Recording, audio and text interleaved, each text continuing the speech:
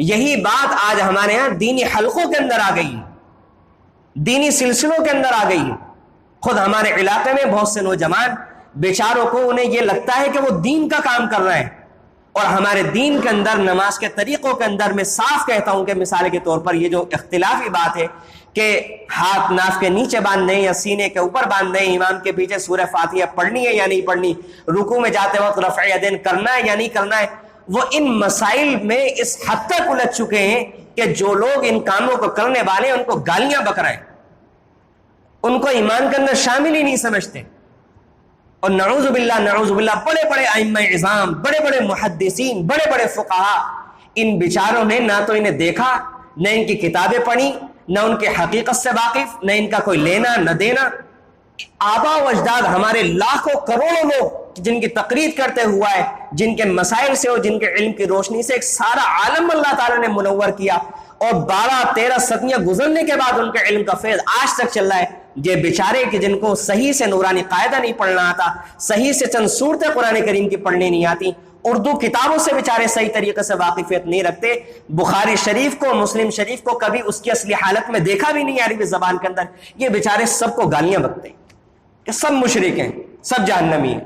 اب جہنم کی ٹھیکیداری اللہ تعالیٰ نے ان لوگوں کے ہاتھ کے اندر رکھ دی، یہ جس کو چاہے جہنم کے اندر داخل کرے، جس کو چاہے جنت کے اندر داخل کرے۔ یہ وہی بات ہے کہ اختلاف کو آگے بڑھا دینا حد سے۔ تو میرے عزیز و قابل احترام بزرگوں، اختلاف کے بارے میں اللہ کے نبی صلی اللہ علیہ وسلم کی جو حدیث میں نے بیان کی، آپ نے فرمایا صحابہ کرام سے، کیا میں تمہیں نماز، روزہ اور صدقے سے بھی افضل درجے کی چیز نہ بتاؤں؟ کیا سوال کیا اللہ کے نبی نے، پھر میں دہراتا ہوں،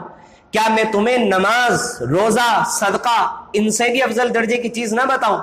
یہاں یہ بھی واضح کر دوں کہ نماز سے مراد نفلی نماز ہے، روزے سے مراد نفلی روزہ ہے، صدقے سے مراد نفلی صدقہ ہے، اس سے بھی افضل نہ بتاؤں؟ صحابہ نے کہا کیوں نہیں یا رسول اللہ؟ آپ نے فرمایا کہ آپسی میل جول اور تعلقات کو خوشگوار رکھنا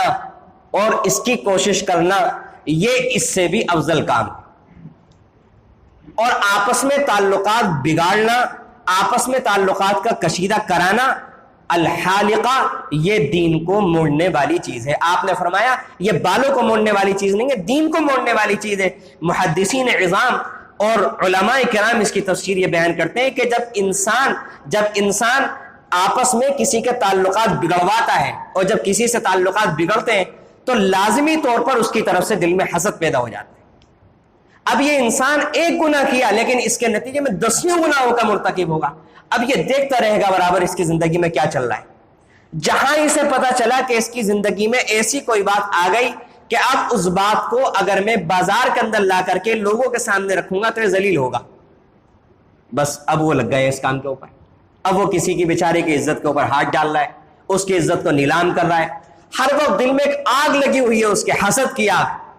کہ مجھے کسی طرح پتہ چل جائے یہ آدمی کیوں عزت حاصل کر رہا ہے، یہ آدمی کیوں روزی کے اعتبار سے ترقی کر رہا ہے، اس کا کاروبار کیوں بڑھ رہا ہے، اس کے یہاں زیادہ اولاد کیوں ہو رہی ہے۔ اتنی قسم کی بیماریاں ہوتی ہیں